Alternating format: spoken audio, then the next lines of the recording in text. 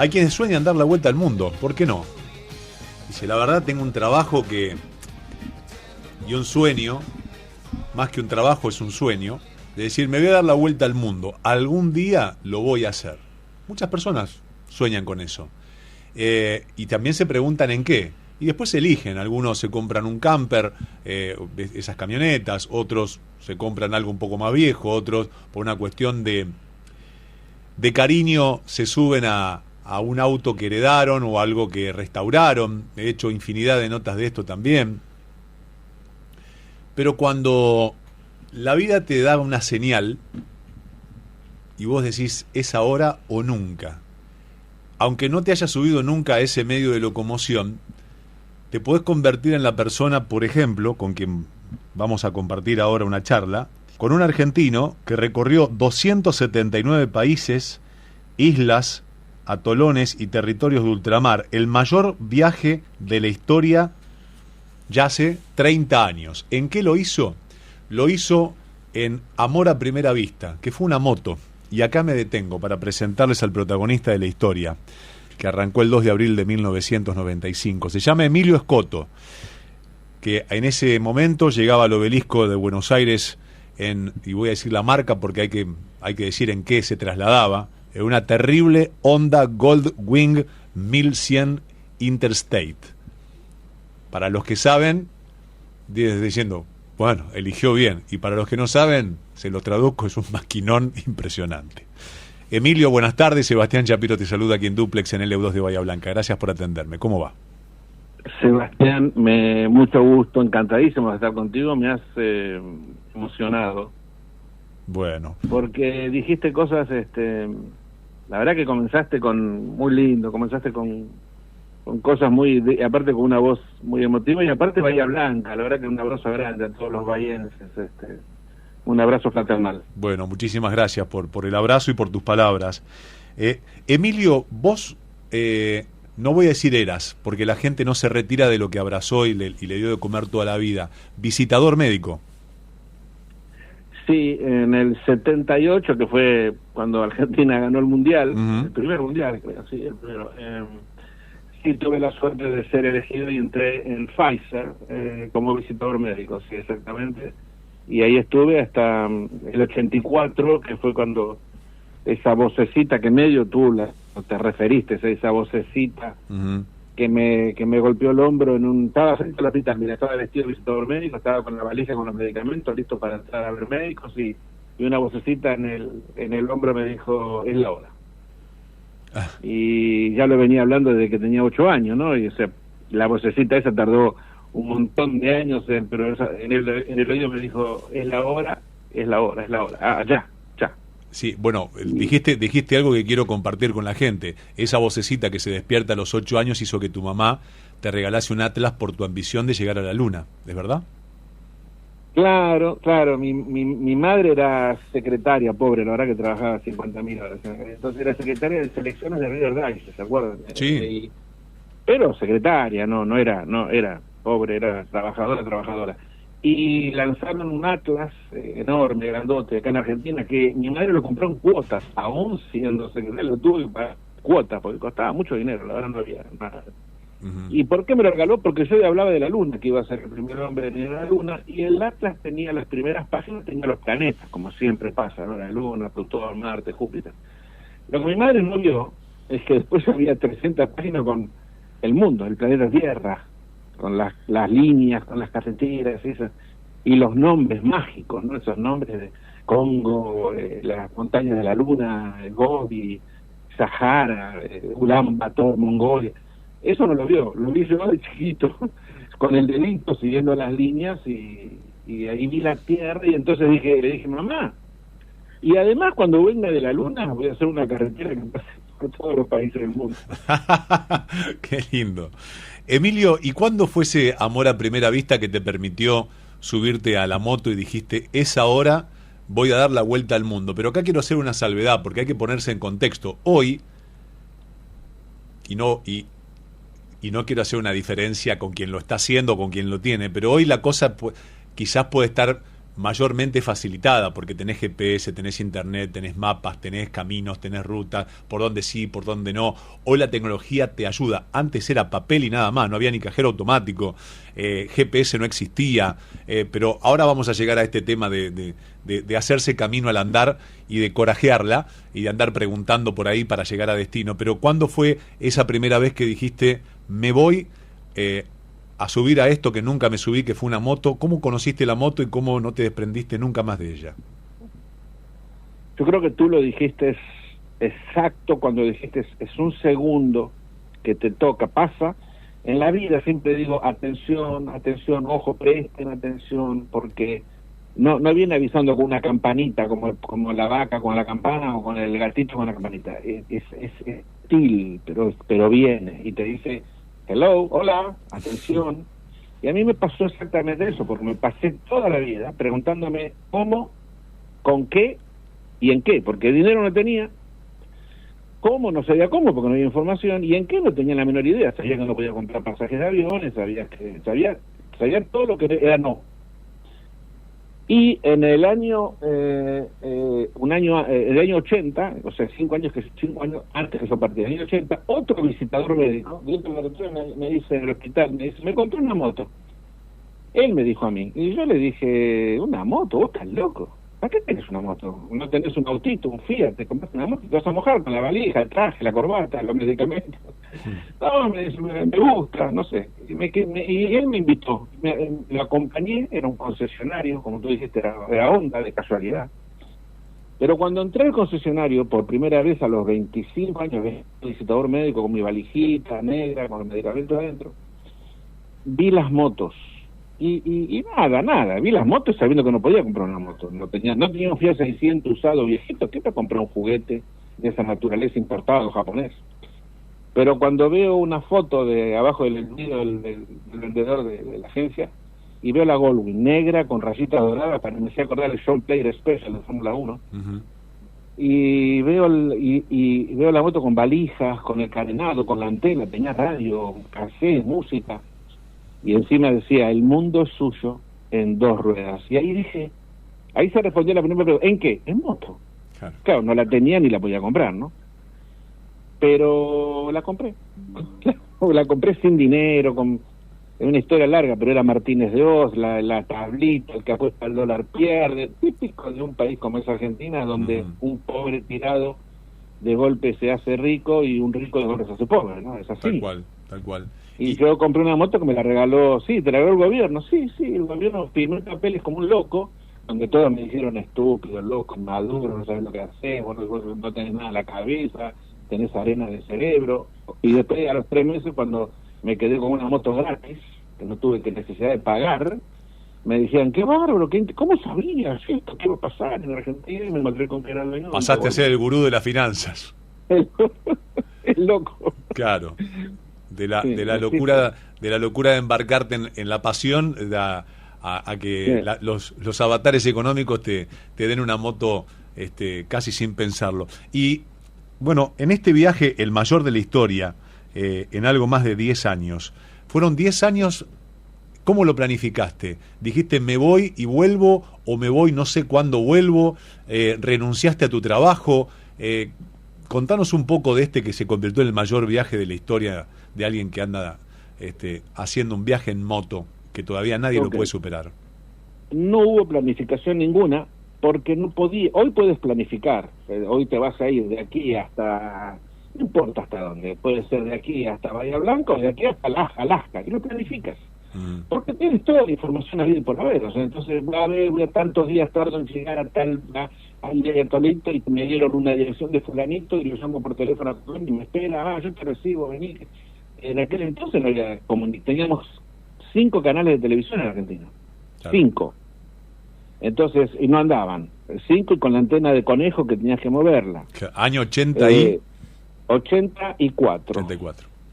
Salíamos de la guerra de Malvinas, volvía la democracia, Alfonsín, que estaba más perdido que yo también, o sea, Alfonsín es que las tenía todas claras, estaba perdido también en un país donde después de 40 años, o sea, en fin, de todo lo que uno sabe, la gente grande sabe, o sea, todo era raro, todo era nuevo, todo era un país lo llamábamos país del tercer mundo. No era un país del tercer mundo Argentina, yo lo descubrí cuando me fui. No era del tercer mundo, era del quinto mundo. Del tercer mundo era Colombia, del tercer mundo era Brasil, Venezuela, eran países del tercer mundo. Argentina era un país del quinto, porque estábamos en el extremo sur, sin conexión, sometidos con el problema de los militares, o de los guerrilleros, de los tomados, de los montoneros, lo que sea. Vivíamos en un planeta desconocido. En ese planeta desconocido vivía yo, un muchachito sin papá, con mamá, hermana y abuela y perrita, y con poca información, pero con un sueño loco, por supuesto. Y entonces, decido que al final me tengo que ir, y no hubo planificación ninguna. ¿Y sabía que volver? No. De hecho, pensaba que nunca más iba a volver. Había una cosa que sabía, mira. Había algo que con toda la inocencia, yo tenía 30 años cuando me fui, pero te voy a confesar, tenía 30 años de edad, pero en la cabeza tenía 18, 20, no era una persona informada, o un hombre, no era un hombre, era un muchachito. Y había algo que sabía que era pobre, o sea, sabía que no tenía dinero, que sabía que sin dinero uno no hace nada, ¿no? Bueno, está bien, eso lo sabía. Sabía que no sabía para dónde ir, ¿ok? Y no sabía si iba a hacerlo, si iba a triunfar, pero sabía algo muy importante, que no podía hacer nada en la vida, que tenía que partir, que tenía que transformar en realidad el sueño del niño. Tenía que ir detrás de ese sueño. ¿Cómo? Nada, kilómetro por kilómetro. Y era lo que sabía. En el colegio me dijeron que después de un país viene otro. Y bueno, si después de un país viene otro y yo sigo de alguna manera por algún camino, entraré a otro, y después a otro, y a otro, y a otro. ¿Sabía de las aduanas? No. ¿Sabía qué documentación había que llevar? Ni la menor idea. Pensaba que con la licencia de conducir el pasaporte iba a todas partes. Me fui encontrando en el camino. Eras todo ganas. Era ganas y desesperación, y ya tenía 30 años y era la tristeza tal vez de pensar que, bueno, ahora no visitaba al médico, me había enterado que me iban a ascender a gerente, tenía una novia de la cual estaba enamorada hasta el tuétano, y todo eso. Jugaba al fútbol, llegué a jugar en la primera de Deportivo Barracas, jugaba al tenis, fanático del tenis, representaba a Pfizer en el tenis, pero todo eso era una tristeza. Todos esos pequeños triunfos, me hice buzo, aprendí a hacer buceo en el sur, y dije, todo esto me está matando, porque todo esto mata mi sueño, y el televisor que tengo acá en casa mata mi sueño, y la plantita, y todo esto mata mi sueño. Dije, si yo no tuviera nada en la vida, y ahí me desprendí de todo, renuncié. Tú me preguntaste, renuncié. El falso no voy a creer, me decía, pero ¿cómo? Me da la vuelta al mundo. Ah, da la vuelta al mundo. Nadie que todo se arregla, no, obviamente, me tomaba de pelo. Y arrancaste, mira, Emilio, cuando arrancaste, bueno, ya con lo que se sabe, no había internet, no había GPS, solamente mapas. ¿Cuál era tu plan de ruta y cómo te ibas comunicando, aunque sea con tu mamá o con los seres queridos que vos te querías comunicar cuando ibas avanzando en ese viaje de tus sueños, de tu vida, que hoy te mantiene, a ver, yo lo digo anecdóticamente, porque después cada uno sabe lo que vivió, lo lindo, lo más o menos, lo feo, pero ¿cómo saliste en ese viaje y cómo fuiste, no te digo sorteando vicisitudes, pero cómo fuiste transitando cosas con el desconocimiento de no tener la tecnología de hoy, pero sí las ganas inconmensurables de darle la vuelta al mundo? No había ni mapas. Cuando fui al Automóvil Club con toda la inocencia a pedir un mapa, me dijeron, señor, no tenemos de La Pampa, vamos a tener de África, ustedes no salió. ¿Y qué necesito para irme a dar la vuelta al mundo? Nada. Combustible, claro. Claro, o sea, no, tampoco es que vuelta al mundo no existía. Claro. O sea, a ver, entendamos una cosa, no existía que alguien fuera a un lugar a decirle voy a dar la vuelta al mundo. No existía eso. La vuelta al mundo sí, Colón, Magallanes, qué sé yo, en todo caso Marco Polo, que no es así, pero bueno, ponele, pero no existía. Entonces no había referentes, ni referencias. Y entonces, planificación ninguna. Yo no fui, no me despidió nadie, ¿no? Hoy en día te hacen una fiesta, te juntan dinero. no me despidió nadie. Sí, hoy sale Bernardo, Bernardo no, Marateas, perdón, y te hace una colecta. Digo por Claro, decir que, claro, que ante cualquier urgencia, no digo en este caso, pero bueno, uno puede conseguir más fácil el dinero. ¿Cuánto exactamente duró esta vuelta al mundo? Duró 10 años, 2 meses y 19 días, del 14 de enero de 1985 hasta el 2 de abril de 1995. ¿Por qué? Y la pregunta del millón. Estoy charlando con, voy a decir el motorista, pero no voy a decir el motorista. Voy a decir con el soñador que cumplió su sueño, que además se compró una moto, y lo hizo en moto. Pero vos sos el soñador que cumplió su sueño, porque hay muchos que soñamos con hacer un montón de cosas y seguramente nos vamos a morir sin cumplirla, por impericia, porque no importa, porque no. Pero vos lo soñaste de chico y ahora lo estás contando. Por eso digo, estoy charlando con el hombre que cumplió su sueño en la vida, y además es motorista, es buzo, es visitador médico, es escritor, bueno, un montón de cosas, expone. ¿Cuántas cosas te dio el viaje, no? De cuántas cosas seguramente te habrás recibido en la universidad, no de la calle, del planeta de la calle. Emilio Scotto. Emilio, ¿de qué vivías? ¿Cómo te la ibas rebuscando y cómo ibas generando como para pasar de país en país y así darte el gusto de seguir recorriendo el mundo, perdón? Vivía... Mira, qué buena. La pregunta tuya tiene un contexto muy extraño, porque hoy en día, que me maravilla que tanta gente viaje, me encanta eso de decir, viajan y es lo mejor que pueden hacer en la vida. De hecho, muchas veces digo que la ruta panamericana de Argentina a Alaska no es más ruta, es una avenida, lo cual es bueno, que todo el mundo vaya y viene, va en camión, tú dijiste, en bicicleta, en auto, lo que sea, en motorhome, lo que sea. En aquel entonces, ¿de qué vivía? Yo no sabía de qué, no hablaba idiomas, no tenía dinero. No tenía conocimientos, no tenía ninguna referencia. Entonces, sí pasó que alguien me dijo, no vayas por Uruguay ni por Brasil, porque después no hay carretera para llegar para el norte. Vos tenés que irte por la ruta panamericana, por Chile, Perú, que aunque está toda rota, esa va hasta arriba. Entonces yo dije, vamos a una cosa, voy a ir por donde no hay que ir para así me hago hombre, porque la verdad que no sé ni andar en moto, no sé ni... Claro, bueno, que me pase, no, por ahí te van a matar, por ahí, crucé Uruguay, crucé a Brasil, en aquel entonces cruzar a Brasil era visa, porque aduana, va a vender, o sea, todo era complicado, menos ir a Punta del Este, que iban todos los argentinos, todo era complicado. Y en Brasil, efectivamente, en el Amazonas se terminó el camino, digamos, no había gasolina para poner en la moto, porque Brasil usaba caña de azúcar, había que poner, claro, o sea, el tanque no lleva una moto con 4 cilindros, bueno, ponerle caña de azúcar, ponerle etanol, igual, todo era día por día. ¿Y cómo sobrevivía? Mira, usaba 2 cosas, usaba la cara, con cara de... cuando yo le preguntaba, ¿y por qué me llevaron a su casa? Y tenía cara de cachorro abandonado. Y me paraba en una esquina. Yo lo descubrí en Salvador Bahía cuando estaba... Ya no tenía un centavito, porque yo partí con 300 dólares, no tenía nada, no sabía ni... Antes no sabía cómo se hace, no tenés direcciones, no tenés teléfono, nada. Y se acercan 2 brasileños, uno blanco y uno negro. Eso me acuerdo. Argentino, ¿cómo está usted? Yo no hablaba portugués, lleva usted, me preguntaba, yo no decía ni responder. Y uno me dice, ¿querés venir a mi casa? El blanco me dice, ¿querés venir a mi casa? El Salvador Bahía. Yo que sí, que no, en mi cabeza, me va a robar, bueno, acepté. Y ahí me di cuenta que si yo me paraba en una esquina, en cualquier ciudad del mundo, alguien se iba a acercar. ¿Por qué? Porque era una moto muy llamativa, era un imán. Porque decía Argentina, era rarísimo. Si hubiese dicho Alemania, era raro igual. Y si hubiese dicho Australia, pero Argentina, claro, era más raro que nada, excepto que fuera Maradona, nadie se va a ocurrir, porque yo digo, un aventurero, viajero, descubridor argentino.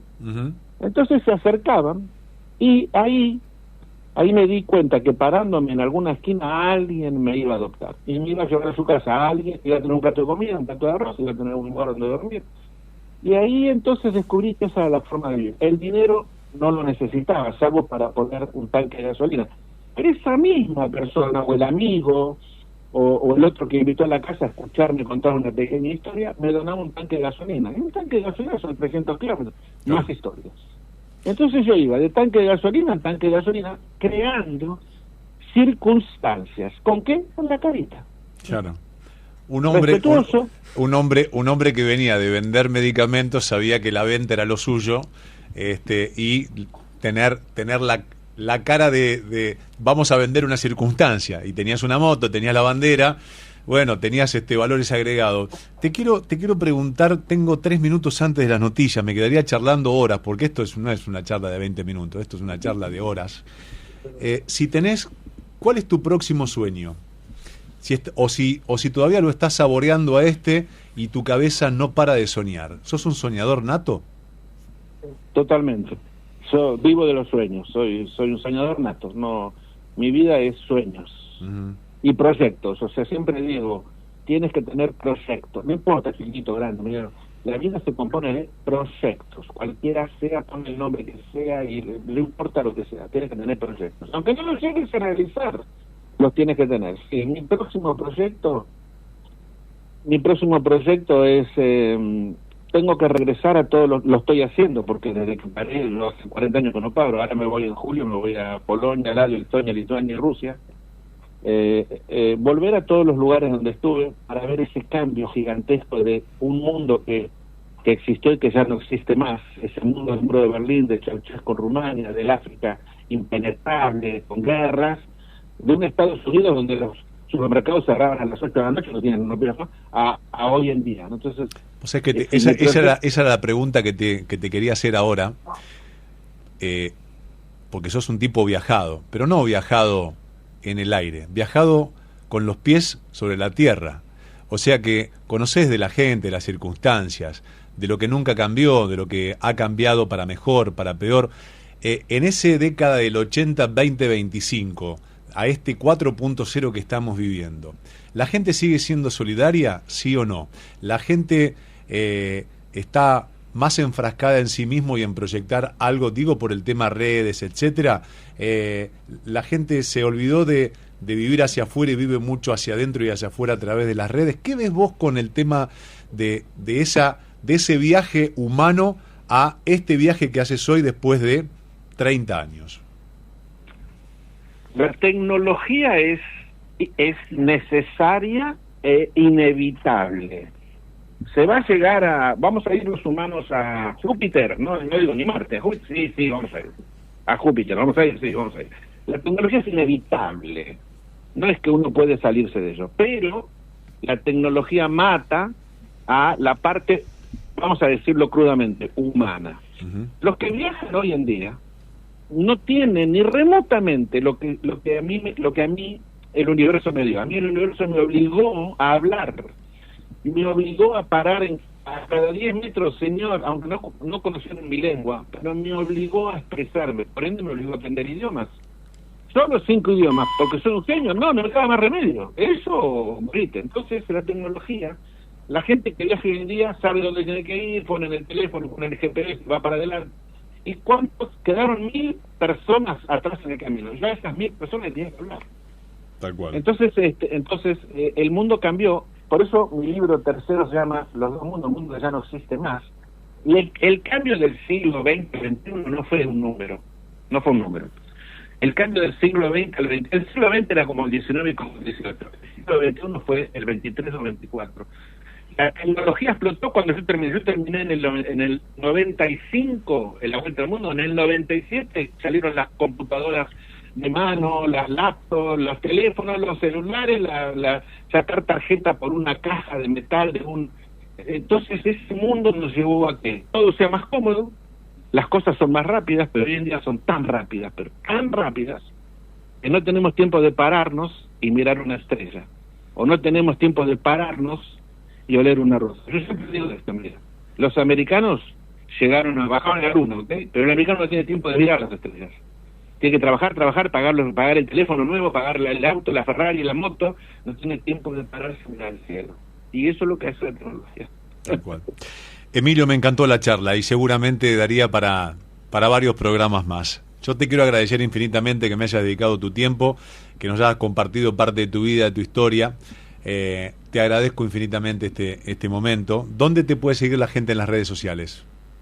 En las redes sociales me sigue en emilioscoto.com y en emilioscoto.com pueden pedir el libro, mis libros de la Tierra a la Luna y de vuelta en motocicleta, libro 1, 2, 3, que están ganando premios en Estados Unidos. Mira, ganó mi libro 3, subió al podio, mira, como todavía quiere, subió al podio en 13.000 libros, subió bronce, sacó 13.000 libros, de la Tierra a la Luna y de vuelta en motocicleta, libro 1, 2 y 3, los pueden pedir, se los mando autografiados, y si no en Instagram, en YouTube, estoy en todas las redes, había así por ahora. emilioscoto.com, y allí se comunican directamente con el hombre que cumplió sus sueños, pero más aún, sigue soñando.